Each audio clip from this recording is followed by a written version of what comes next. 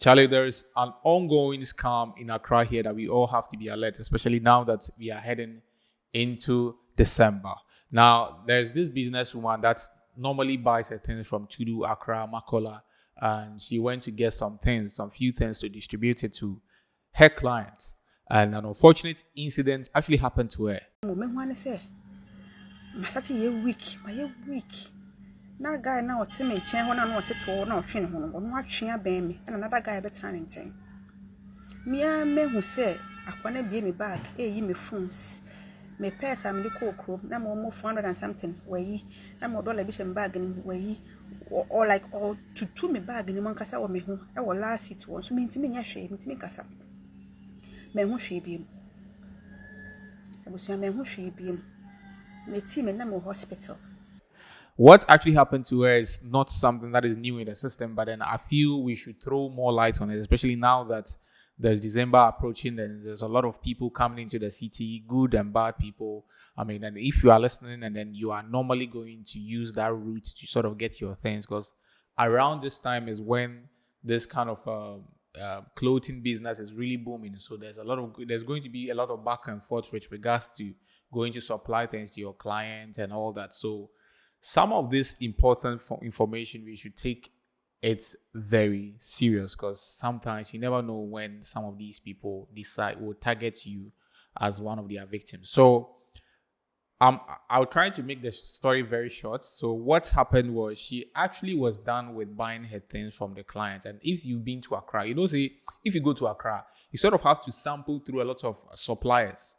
Okay, if you are a businesswoman or a businesswoman, to get the best options or the best price. That's if you've not already established the people that you buy from. But even that, sometimes you would like to maybe see other options to get the best price, so that at least when you bring your things home, you can also add some amount on it so that you can make a good profit out of it. So by the time this businesswoman or men are done with their rounds and they organize their things together, they naturally become very exhausted. So coming home, normally they prefer the easiest route, because when you are tired, your mind is also tired. That sometimes even certain things that normally if you were fully energized, you were able to think around it, you will not be able to do it. So these criminals have actually devised a way. They've actually sat down they've psychologically read all these things that I'm talking about, and they've seen the weak spots and the weak links, and they are exploiting it.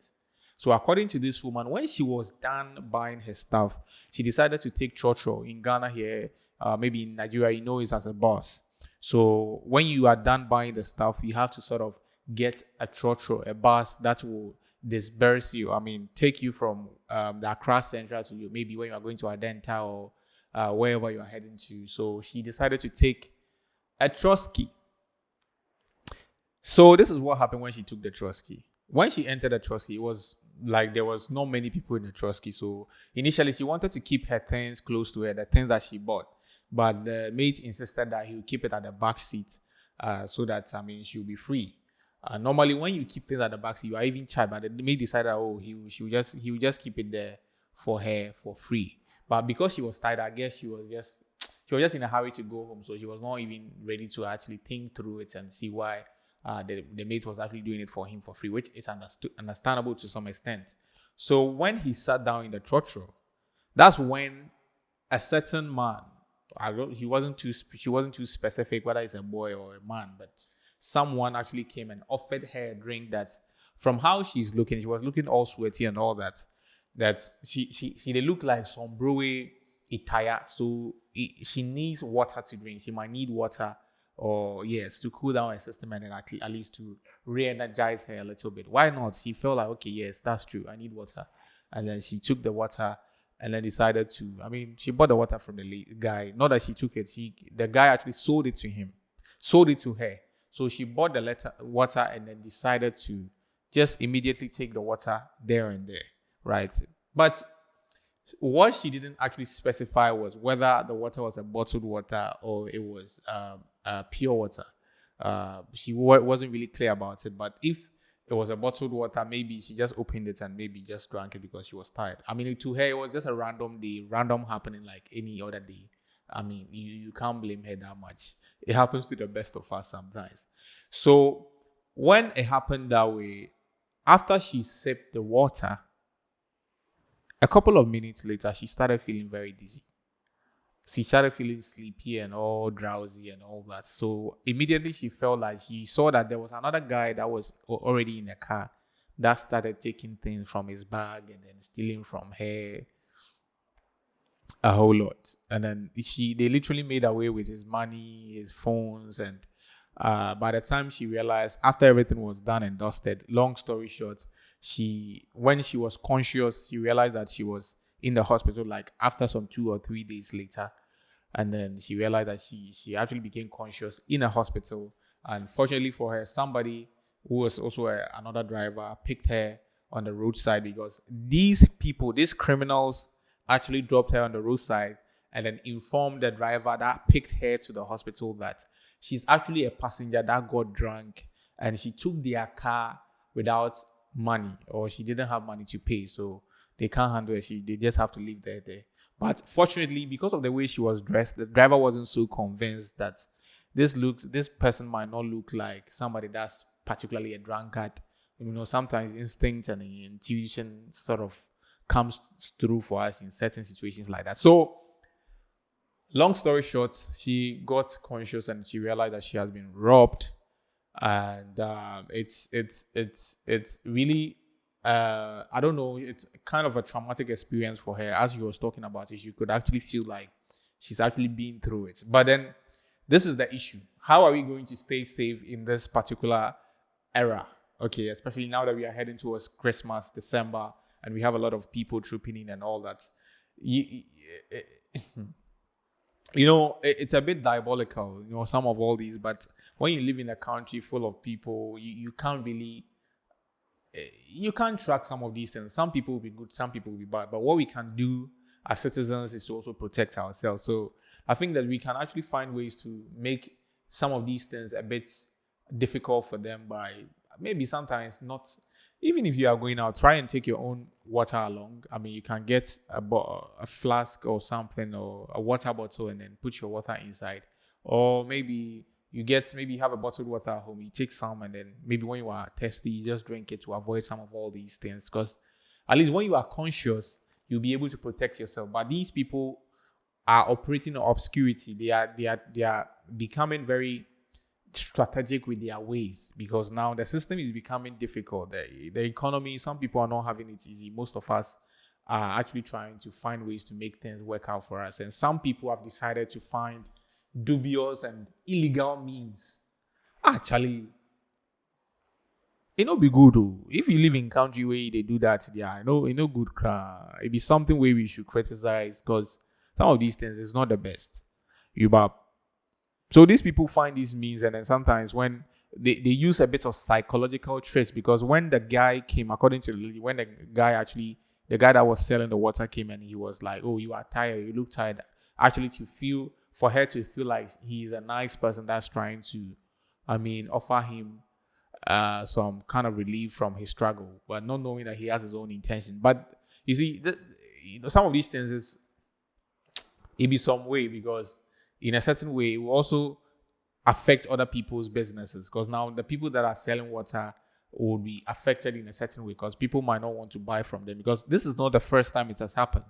When this whole video was actually on the internet, people were talking about the fact that other people close to them have also experienced similar thing, whereby the water has been dragged and later on they were robbed and all that. And when it happens that way, then people becomes more conscious of what they take outside of the house, especially when you are in a public transport. So I feel for you to be safe, you have to be very careful with the things you take in wherever you find yourself in. And also, when you are taking a trust, Trotro there, it doesn't have any security protocol like that. Everything goes. So you have to turn into your own security protocol by being very vigilant and aware of your environment. If you spot anything that is unusual, you need to sort of speak out.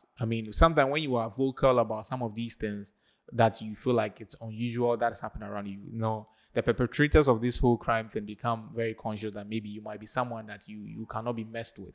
So if you are able to speak out when you see something unusual in a Trotsky, I feel it will help the situation, and maybe sometimes it will prevent them from actually even carrying out their plans. And also, if in a way, if you are able to sort of, if possible, if you're able to go through, maybe take a taxi or something, or maybe boats. Well, I mean, boats are not safe now, taxi, because quite recently there's been an issue of people being kidnapped in boats and taxi. Nowhere is safe.